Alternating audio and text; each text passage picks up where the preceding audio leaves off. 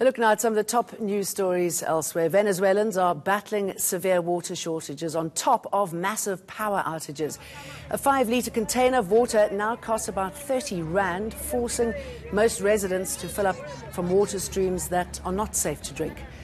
At the same time, governments announced a load-shedding plan for the next 30 days, closing schools and shortening business hours. They blame the crisis on sabotage, but critics say the country's infrastructure has not been maintained. British lawmakers are again trying to come up with a plan on how to proceed with Brexit. They're voting on alternatives to Prime Minister Theresa May's plan, which has now been rejected 3 times. The EU has given the UK until the 10th of April to come up with a solution. It'll then decide whether or not to go ahead with a no-deal Brexit.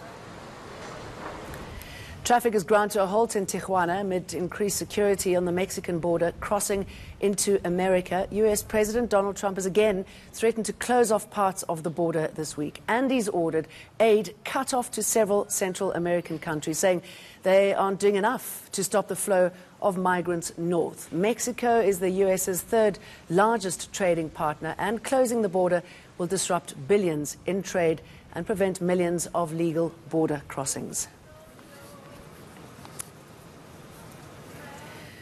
Tremors in Turkey and the unthinkable loss of power for the President Recep Tayyip Erdogan's AK party.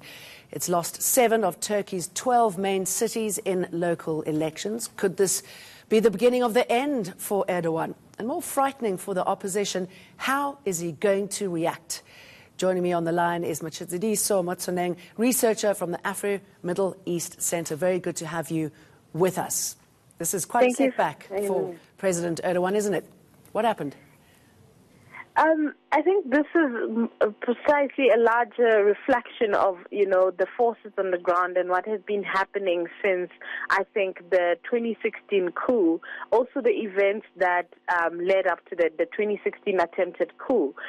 Since then, Erdogan and the AK party have really taken a very strong stance, clamping down on journalists, putting, military and judicial officers into jail, etc., which has really, created discontent. And last year's economic crisis in Turkey just really sent a whole lot of people in Turkey off the racks and really lost the confidence they once so much upheld when it came to him and the AKP party. Okay, and it's in a recession at the moment. Obviously, the trade war between the US and China didn't help him either.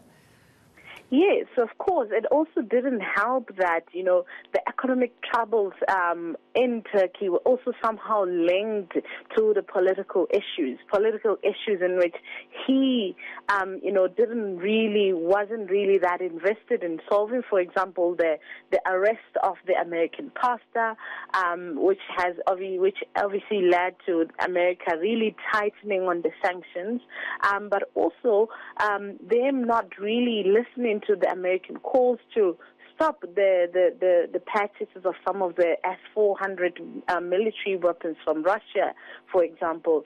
And this really became his downfall. A lot of people seeing him as more focused on building himself politically in the region and not really focusing on the local issues. A lot of people in Turkey felt that he had a more outward-looking view compared to, looking for issues that are affecting Turkish citizens inside, issues such as unemployment, inflation, etc., which have really dealt a huge blow to normal citizens in the country. And his attitude towards the Kurds, he spent a lot of time focusing on that and what's happening to them in Syria. They are considered second-class or treated as second-class citizens. So he's got that to worry about, but also the fallout. And we know that he can be pretty draconian if anyone were to stand in his way. Look at what happened in the coup.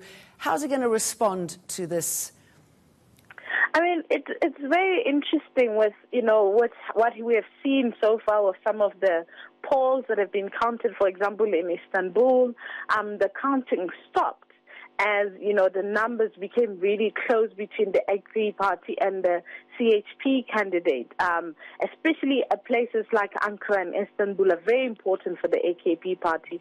AKP in 1994, Erdogan was the mayor. It's really his political base, and the threat of losing it might just really see Erdogan starting to exercise some of those presidential powers he recently gained with last year's elections and the referendum before then. There's also talks about the AKP really trying to stall the electoral board from making the final announcement in some of the major cities, etc. And this really already shows the pattern in which he's sort of going through. I think in Istanbul in particular, they're trying to stall off the counting as long as possible so that they can, you know, do some political maneuvering so that they do not lose. Specifically Istanbul, I think with Ankara, they've sort of contended with, you know, the possibility of a loss, but Istanbul is really close to home, specifically for Erdogan. It's always interesting when you see people starting to get the courage to stand up and say no. Matshidiso Motsoeneng, thank you very much. Now, South Africans are desperate for a resolution to the electricity emergency. Is renewable energy the magic pill that'll take our power grid out of ICU? And can we afford it? We discuss this next.